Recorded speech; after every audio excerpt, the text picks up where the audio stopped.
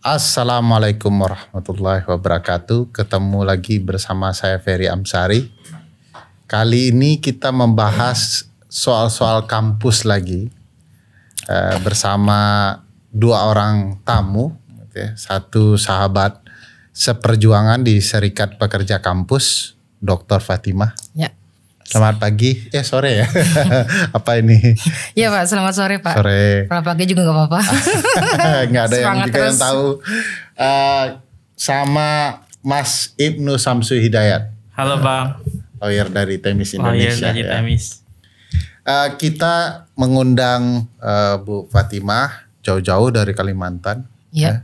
Untuk membahas problematika seluruh dosen di Indonesia. Bicara nasib dosen, ya betul. terutama hak gaji atau tunjangan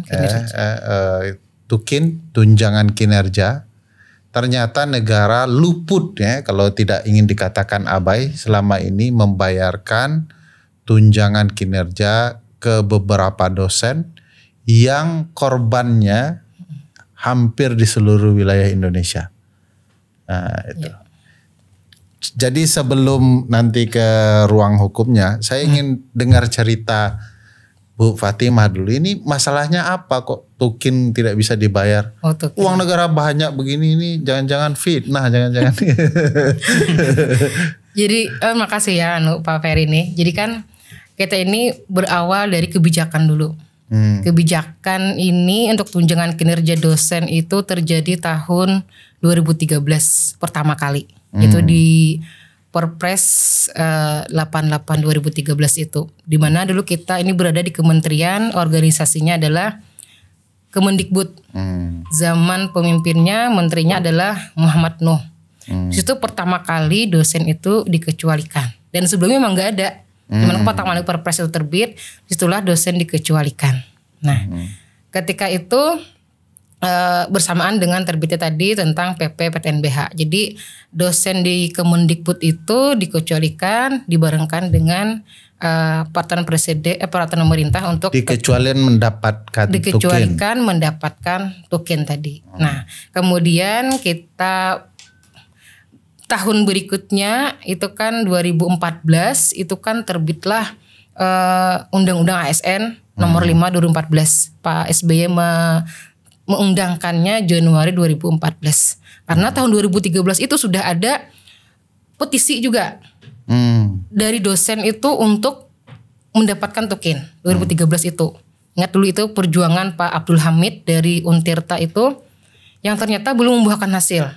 Padahal 2014 itu Undang-Undang ASN menyatakan pasal 80 PNS berhak mendapatkan namanya token. Nah, tetapi kita kemudian bergerak dibawa ke Kemenristek Dikti. Nah, itu kan berubah tuh. Pindah nomenklatur lagi. Pindah nomenklatur kementerian. Dengan menterinya Pak Muhammad Nasir. Yang berlaku adalah peraturan presiden untuk Kemenristek Dikti. Kita sudah nggak lagi berada di Kemendikbud. Nah, yang berlaku itu di Kemenristek Dikti. Di sana dosen dikecualikan untuk mendapatkan token. Apakah dari BLU, PTNBH, Satker, yang manapun dikecualikan. Di pasal 3 itu, di perpresnya. Semua dikecualikan. Nah, anehnya itu, padahal kalau kita berada di Kemendikbud zamannya Pak Anies Baswedan, tuh dosen berhak dapat token. Tapi kita dibawa tadi, makanya saya bilang ini kebijakan kayak labirin ya. Bawa sana, bawa sini gimana dosen tuh gak dapat token. Nah, di perpres untuk Kemenristek Dikti itu ada 3 sampai 2015. Kalau di zaman Pak Anies berhak dapat token. Berhak dapat, iya. Presidennya Pak Jokowi dong. Jokowi, iya sama. Karena kan semua perpres ini tanda tangan itu di zaman Pak Jokowi semuanya. Sedangkan Pak SBY itu untuk mensahkan undang-undang ASN-nya. Pelaksanaannya zaman Pak Jokowi. Nah, sebenarnya tadi kalau kita berada di bawahnya Menteri Pak Anies, dapat kita Perpres 151 2015 itu dapat. Tapi kita dibawa oleh ke organisasi Kemenristek Dikti. Di sana dosen dikecualikan. Sampai tahun 2019. Sampai berakhir masa periode pertama pemerintahan Pak Jokowi. Nah, itu kan pindah lagi tuh, Ganti lagi kita bawa lagi ke Kemendikbud. Bawa lagi ke Kemendikbud. Kemenristek-Dikti sudah hilang. Kemendagdikduk itu no. Dakdikduk kita dosennya Dakdikduk. Aturannya itu gimana caranya? 2019 kita dibawa lagi nih periode kedua Pak Jokowi kan, dibawa lagi ke Kemendikbud. Menterinya Pak Nadiem Anwar Makarim sekarang ini. Nah di menterinya Pak Nadiem ini yang berlaku itu adalah aturannya si Kemendikbud. Dia nggak pakai aturan Kemenristek-Dikti, itu nggak dipakai. Nah itu kan 2019, kemudian nomenklatur berubah lagi tahun 2021, tepatnya April. Kemendikbud Ristek. Nah namanya berubah lagi, tapi orangnya tetap sama. Walek-walek doang ya. Iya, nama-nama aja di ini kan. Orangnya tetap sama, tetap juga menterinya Pak Nadiem. Itu yang kami anggap pasal kemerdekaan itu di Permendikbud per 9 2020. Apa tuh? Itu kan perubahan atas kedua Permendikbud 14 2016. Nah situ pasal yang bagi kami nih ya, bagi kami terutama PTN Satker ini yang sangat heroik lah bagi kami itu kan pasal 44A dan 44B.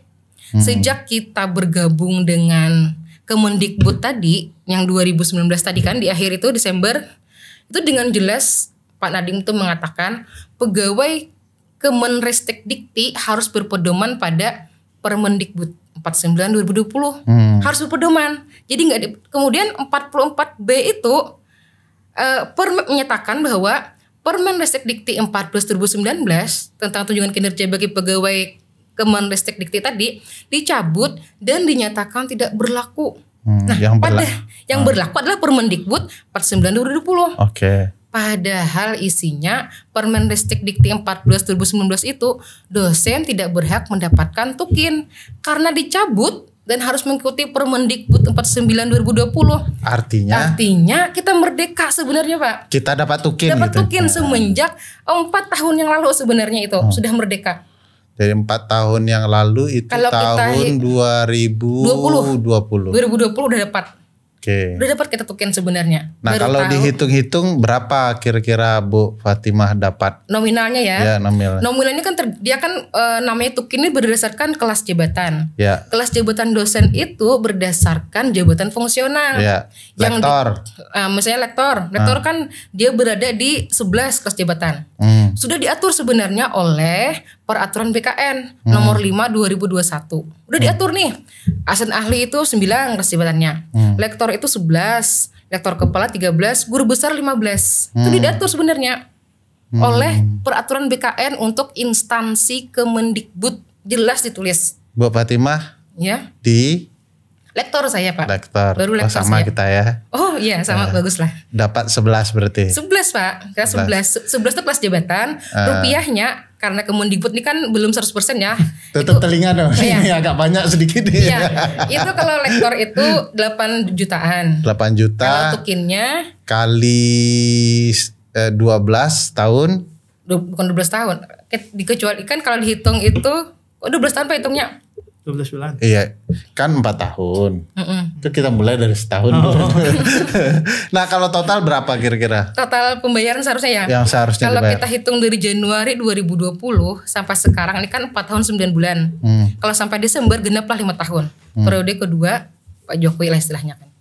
Kalau sampai sekarang ini saya hitung, lektor itu mendapatkan sekitar hampir 500 juta. 500 juta. Iya. Untuk paling lektor. besar itu guru besar. Guru besar 1 miliar. Waduh. Lebih. Kenapa besar Pak? Besar ini karena amanat Perpres 136 2018 itu mengamanatkan posisi dosen ini sama dengan ASN lainnya. Apa yang sama? Haknya sama dengan 100%. Padahal di Perpres yang lainnya untuk dosen itu hanya pasal selisih. Kalau ini dia pasal full. Kalau yang lain itu kan cuma pasal selisih. Apa yang diselisihkan? Selisih itu besarnya tukin kelas jabatan dikurangi dengan tunjangan profesi. Jadi tunjangan profesi itu dianggap sebagai bagian dari tukin. Jadi selisihnya misalnya ya, lektor ini 8 juta. Tunjangan profesinya 3 juta. Cuma 5 juta dapatnya. Nah kita kena pasal 100% Pak di Perpres ini. Perpres 136 2018. Makanya jadi besar. Stop dulu. Yes. Ya. Angkanya kebesaran angkanya gak sanggup negara bayarkan kayaknya. Kemana nyarikannya? Sebenarnya saya senang sama Bu Fatimah ini. Apa? Karena warga negara punya kesadaran berhukum yang sangat baik. Iya benar. Saya bukan orang hukum. Mudah-mudahan bukan gara-gara ngitung tunjangan jadi kesadaran berhukumnya tinggi sekali. Gara-gara terzolimi saya ini Pak. Ini apa nih Nuh? Kamu mau bahasakan lebih sederhananya apa problematikanya Nuh? Problematikanya adalah ada di Kemendikbudristek Bang menurut saya. Kan sekarang ini kalau misalkan di setiap kementerian itu sudah ada nomenklatur terkait dengan tukin masing-masing kelembagaan. Misalkan Kementerian Kesehatan, Kementerian Keuangan, Kementerian ATR BPN, kementerian apapun. Bahkan Panglima sama kepolisian minta tukinnya naik. Ini loh Pak Presiden, ada yang seharusnya dapat tukin tapi malah nggak dapat tukin. Yang minta dinaikkan bentar dulu lah, ini dulu yang belum dapat gitu. Nah, ini kan persoalannya adalah di BKN itu sudah ada kamus terkait dengan klasterisasi masing-masing Bang. Masing-masing jabatan itu sudah ada. Nah, di Kemendikbudristek untuk dosen yang dalam hal ini menurut saya perlu diklasifikasi adalah dosen satker dan dosen ASN yang dipekerjakan atau diperbantukan di swasta itu harus diperhatikan. Kenapa? Karena dia nggak dapat remun Bang. Kalau misalkan yang PTNBH sama yang PLU kan sudah ada konsepnya kan. Nah, yang ini loh yang ASN dosen yang ada di Satker yang langsung menginduk pada Kemendikbudristek Dikti ini harus dapat tukin, jangan dikecualikan gitu. Padahal di aturan BKN-nya sudah ada, tetapi nggak ditindaklanjuti di aturan operasional bawahnya. Nah, ini kan udah melanggar hukum nih secara fiktif negatif. Menurut saya ini sudah jelas nyata perbuatan yang dilanggarnya gitu oleh penguasa dalam hal ini ya Kemendikbudristek Dikti ini Bang. Kenapa yakin bahwa sebenarnya ada pengabaian hak? Iya benar. Kenapa tidak bahwa uangnya sebenarnya sudah dikucurkan tetapi tidak sampai? Kan bisa juga Nuh. Kalau dikucurkan tidak sampai karena di aturan bawahnya itu dosen memang saat itu dikecualikan Bang, nggak dimasukkan gitu. Kecuali kalau misalkan menurut kami ditelaah di Temis, kecuali kalau misalkan dosen sudah dimasukkan dalam aturan tunjangan yang ada di Kemendikbudristek dan kemudian tidak dibayarkan pada dosen, maka itu ada dugaan untuk masuk ke situ. Tapi ini ada satu step kebijakan yang nggak dilakukan, tidak ditindaklanjuti. Benar. Agar kemudian eksekusinya tidak berjalan. Benar Bang. Kalau misalkan di di administrasi negara ada sewenang-wenang dan kesewenangan itu loh Bang.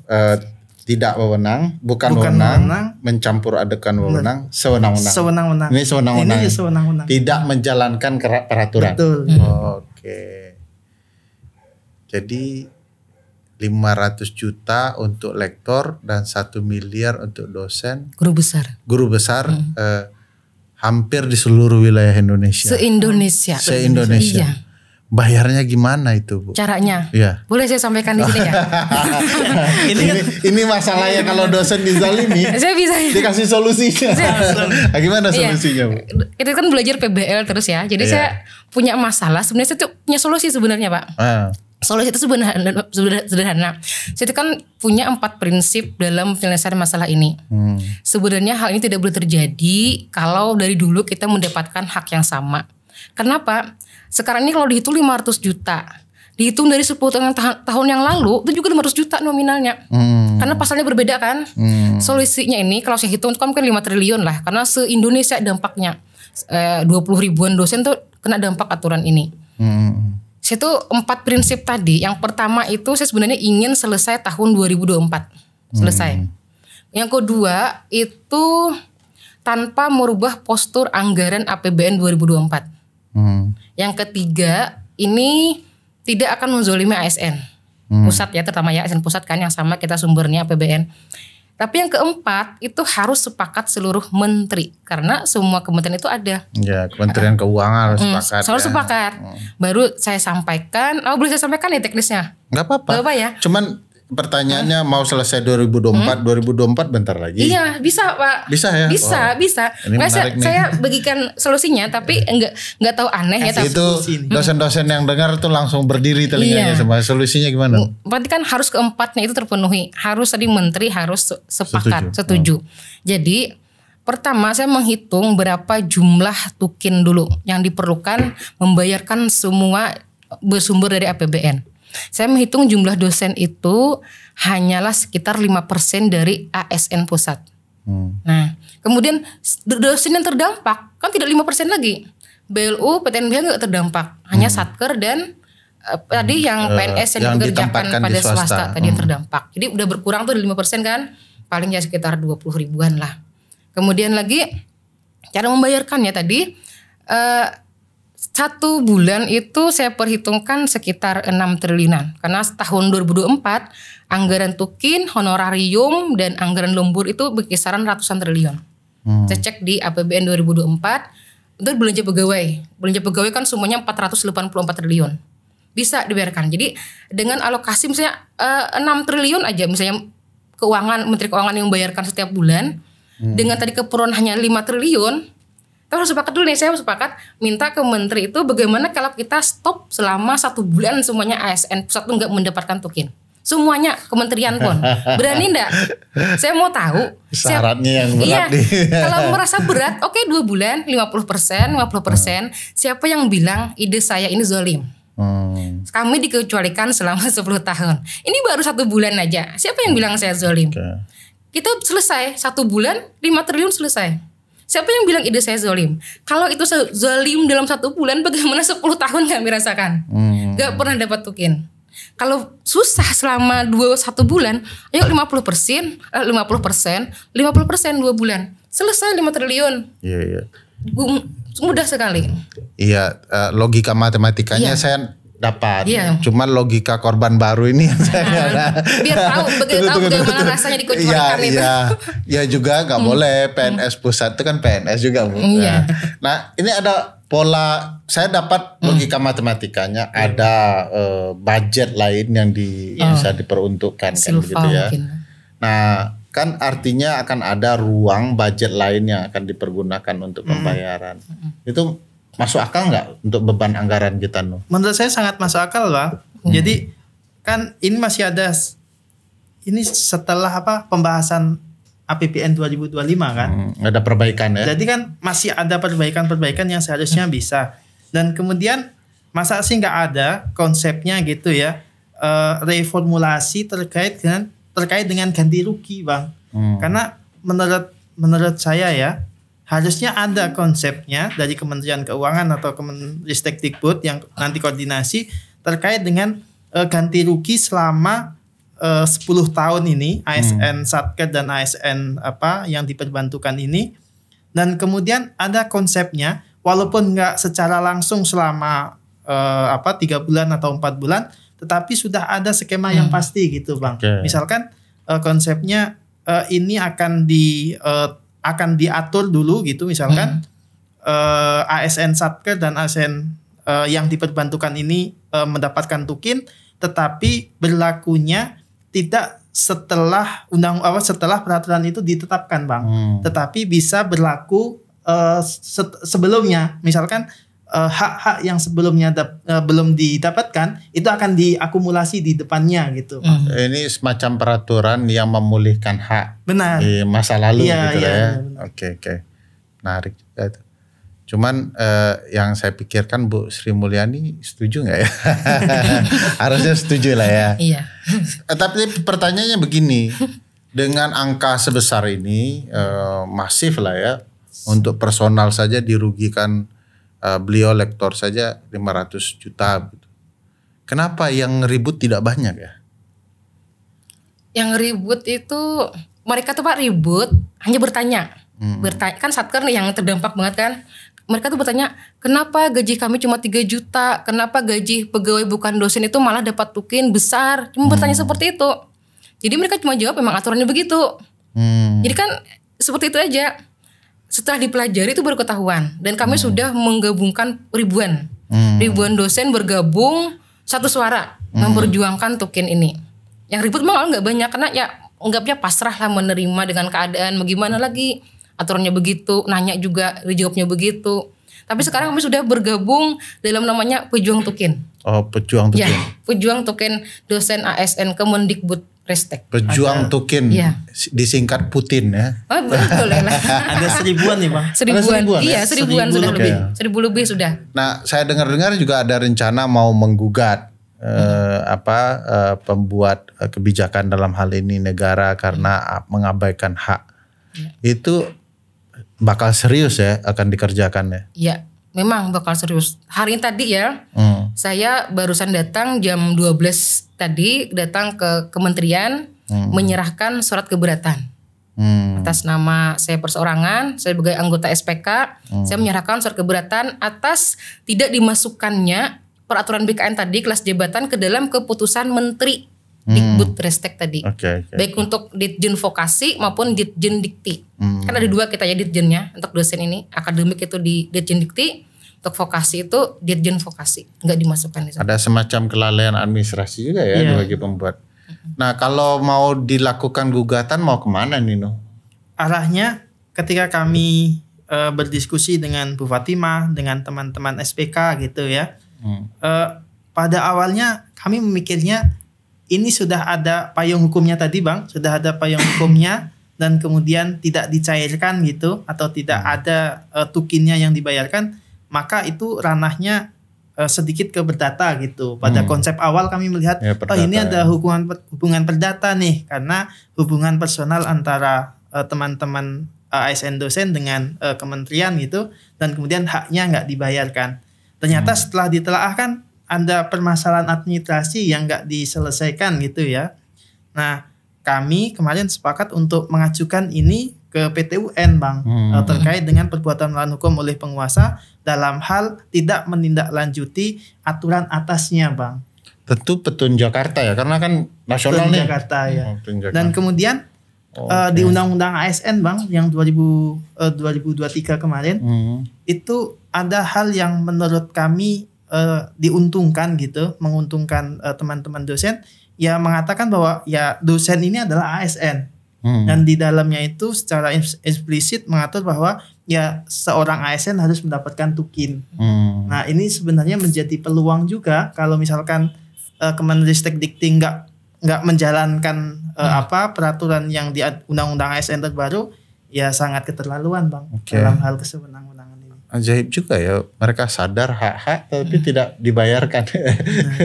Saya nggak terbayang itu eksekusi dengan ini akan membahagiakan banyak orang ya, publik ya. Betul. Dan kalau Petun sebagai lembaga yang diperuntukkan ya kurang lebih untuk memperbaiki kebijakan negara sadar ini jadi dahsyat betul ya, berdampak ya. Iya, karena awalnya itu kan yang yang menyampaikan ini kan terlihat hanya personal ya. Seperti Bu Fatimah, teman-teman yang ada di beberapa instansi gitu. Karena pada saat itu rapatnya hanya 8 orang gitu dengan SPK. Tapi kan lambat laun ketika ada satu kanal yang yang bisa menampung aspirasi itu, ternyata permasalahannya tidak hanya tukin kalau misalkan kita lihat di persoalan dosen, tapi kesejahteraan lain misalkan soal remunerasi remun, kemudian soal BLU, PTNPH itu menjadi permasalahan yang rame gitu, yang di grup itu Bang gitu. Jadi sebenarnya ini sebagian kecil nih Bang persoalan dosen ini. Bagian kecil tapi belum terselesaikan. Iya, bagian kecil yang nggak selesai dan nggak mau diselesaikan. Ini bakal yang terlibat dalam gugatan ini berapa orang? 1000-an itu atau hanya beberapa orang untuk mewakili itu? Kan bisa berdampak hanya sebagian kayak menggugat, bisa keseluruhan. Ini yang mau terlibat berapa banyak? Kalau nama anggota SPK, kita kan membawa SPK Pak ya. Itu ada 5 kalau untuk dosen sebagai anggota SPK, sebagai nanti berurusan masalah hukum. Kalau memang diperlukan nama-nama itu ada 5 orang mewakili lah. Tapi yang terdampak ribuan ya? Puluhan ribu. Puluhan ribu dosen. Bahkan mungkin belum yang teridentifikasi ya? Kan? Iya benar itu. Berat juga negara. Iya. Terkait dengan legal standing Bang, awalnya kami memikirkan personal masing-masing gitu ya. Untungnya Bang Ferry dan Bu Fatimah sudah ada organisasi besar kan. Jadi saya ketahuan pura-pura aja dari tadi. Ada organisasi SPK gitu, organisasi SPK Pura-pura tanya ya. yang sudah yang sudah punya legal standing, udah terdaftar di Kemenkumham, udah ada ART-nya, ada ART-nya, dan itu sudah menjadi legal standing karena mereka adalah perkumpulan dari dosen-dosen pendidik gitu kan Bang. Nah itulah yang kami insya Allah rencanakan untuk maju sebagai legal standing dalam hal memperjuangkan hak-hak tunjangan kinerja para ASN ini. Bertemu Pak Nadiem dong di seberang. Iya, soal bertemu atau tidak kan suatu hal yang nggak masalah ya Bang. Tapi selama kita ini adalah ada beberapa teman yang perlu kita perjuangkan. Mereka sudah mendidik anak bangsa gitulah ya Bang. Nah, ini kan harus kita perhatikan juga. Nah, kalau misalkan mereka tetap kekeh tidak akan membayarkan, ya tentu sangat sewenang-wenang tadi sudah sangat terlihat. Bu Fatimah, dan harapan teman-teman itu ke depan apa? Pertama kan kami ada 2 Pak ya. Pertama tadi kan untuk membayarkan yang sudah diundangkan. Terus diundangkan mereka tuh jelas. Kemudian ke depannya kami jangan dikecualikan. Jangan dikecualikan lagi untuk mendapatkan hak tunjangan kinerja. Kami ini bukan meminta hal yang baru, tetapi semua dosen di kementerian lembaga lain itu dapat. Masa kami dikecualikan? Padahal kita kan terbesar nih jumlahnya untuk memberikan dampak pendidikan Indonesia. Jangan lagi dikecualikan. Kita mendapatkan hak yang sama, itu aja keadilan intinya. Ini adalah hak dan mohon hak kami diberikan, kurang lebih begitu ya. Iya betul. Dan kalau bisa disegerakan dengan jalan-jalan yang lebih baik yang tidak harus di pengadilan, jauh lebih baik. Jauh lebih baik. Kalau pemerintah bijaksana ya. Dan teman-teman sudah persiapkan seluruh buktinya untuk memperlihatkan kelalaian negara. Iya Bang, beberapa ini kami udah diskusi 3 kali. Hari Minggu ini akan ada 1 kali lagi. Tentu kami udah menyiapkan itu Bang. Dan kemudian yang kedua, ya harapannya kami pun di TEMIS dan SPK sebenarnya janganlah sampai proses litigasi gitu ya di PT UN, karena ya jangka waktunya juga akan lama gitu. Ini udah di masa akhir Presiden Joko Widodo. Legacy ini juga diperlukan oleh Presiden. Kecuali soal pembangunan menara besar IKN, tetapi juga harus soal Bang, pendidik-pendidik ini yang kita persiapkan di 2045 seperti itu kan, seperti wakil presiden gitu lah Bang. Jangan sibuk di IKN, bener. Ngabisin uang tapi nggak jadi. Ini hak orang belum dibayar. Bener, Pak. Ini ada hak orang yang belum dibayarkan. Hak yang telah diundangkan ini. Ya saya pikir, saya berharap juga ya ada proses yang lebih mudah agar tidak harus rumit, hak orang bisa dibayarkan sesegera mungkin, dan tentu akan ada kebahagiaan tersendiri ya, tidak hanya Bu Fatimah tapi ratusan ribu dosen yang dirugikan dengan ini, bahkan keluarga-keluarga mereka. Iya benar Bang. Dan kalau itu hak, ya wajib bagi negara untuk memberikan. Selagi negara mengabaikan hak, menutupi hak orang, saya pikir hak kita juga untuk mengajukan perkaranya ke hadapan proses persidangan. Betul. Melelahkan juga ya. Menyenangkan. Ini mudah-mudahan saya doakanlah Bu, mudah-mudahan gampang. Ada pesan khusus nggak untuk Pak Nadiem dan Pak Jokowi deh? Oke, ya di masa akhir pemerintahan ini ya. Oke, buat Pak Menteri dulu,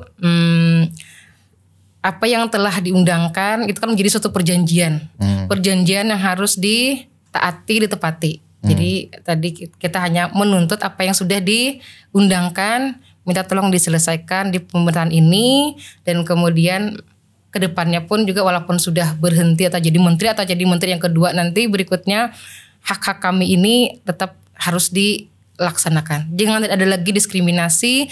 Diskriminasi ini sangat melelahkan bagi dosen. Dosen harus bekerja sampingan. Yang halal bisa jadi haram. Nah itu menarik tuh. Iya. Apa kerjaan sampingan yang menjadi halal jadi haram gara-gara ini? Ini kan 3 juta 6 tahun itu kita menunggu proses mau mendapatkan tunjangan profesi ya. Tunjangan profesi pun kan tidak mudah caranya. Berbagai tes, kemudian lagi biaya. Ada yang 10 tahun gak lulus. Itu anggap aja 6 tahun rata-rata. Itu kerja sampingan itu nggak mungkin dosen 3 juta, anak, istri, rumah ngontrak bertahan nggak mungkin. Pasti kerja sampingan. Kerja sampingan ini macam-macam. Kan sekarang ini marak ya. Maraknya ini fenomena perguruan tinggi dari perjokian. Kemarin juga ada mendapatkan gelar guru besar yang melanggar etika akademik akhirnya dicabut. Kemudian ada lagi masalah jurnal predator dan lainnya, itu berbicara masalah kesejahteraan. Jadi efek sampingnya bisa ke yang halal, ke yang haram sekaligus ya. Dan ini makin parahnya misalnya perjokian ya. Gak mungkin dosen itu mengerjakan skripsi atau tesis mahasiswa. Tapi dia mengkoordinir alumni yang pintar untuk mengerjakan. Dia mengkoordinir, nggak mungkin mengerjakan. Mengkoordinir alumni yang pintar untuk mengerjakan joki-joki tadi. Bayangkan generasi berikutnya itu gara-gara Tukin nggak dapat kesejahteraan, maka menghancurkan generasi berikutnya. Jadi ada dampak dari tidak dipenuhinya hak, lahirlah unprofessional conduct, tidak profesionalnya dosen-dosen. Dan akhirnya berdampak juga tidak profesionalnya proses belajar mengajar, termasuk berbagai hal di dalamnya. Tapi tidak semua. Tidak, ada yang jualan lombok, Pak. Saya tuh jualan gula merah. Jualan lombok itu jualan cabe. Jamuan cabe. Saya tuh jualan gula merah istilahnya kan. Ada bikin kue, ada ternak, macam-macam dilakukan. Ya itu yang halalnya. Yang halalnya tadi, tapi uangnya nggak banyak. Yang penuh ya susah juga itu. Iya, susah, Pak. Nah, pesan untuk Pak Jokowi apa? Pesan Pak Jokowi ini di akhir periode kedua ini ya kita selesaikan masalah ini, semoga masa pemerintahan beliau. Karena ini kan semua terjadi ketika pemerintahan beliau, diselesaikan pada masa ini juga. Semoga nanti ke depannya Pak Prabowo ini kan sudah punya istilahnya misi ke depan tuh banyak sudah pekerjaan. Beban yang lebih ringan. Beban yang lebih berat. Kita selesaikan ini pasti bisa menyelesaikannya dengan anggaran yang ada. Tidak perlu menunggu lama karena bisa diselesaikan. Itu aja. Mudah-mudahan jawaban beliau ya nggak tahu saya, kok tanya saya. Itu kan kasihan kami, Pak. Perpres kan tanda tangan beliau. Iya. Gimana pesan untuk penyelenggara pemerintah? Kalau mau besok masukin dosen yang dikecualikan ini, Bang. Ada perubahannya gitu, perubahan Permendikbudristek yang mengatur terkait dengan tunjangan kinerja, kemudian ditambahkan satu nomenklatur bahwa dosen ASN yang disatker dan diperbantukan itu mendapatkan tukin. Udah selesai, Bang. Iya, benar. Sesederhana itu ya. Sederhana aja. Tuh dengar Pak Nadiem. Sesederhana itu memasukkan kelas jabatan. Terima kasih. Ya, sama-sama, Bu Fatimah, Pak Ibnu. Mudah-mudahan apa yang disampaikan didengarkan oleh pembuat kebijakan dan bisa dicarikan solusinya. Kalaupun tidak, mudah-mudahan pengadilan akan memutus seadil-adilnya. Terima kasih. Assalamualaikum warahmatullahi wabarakatuh.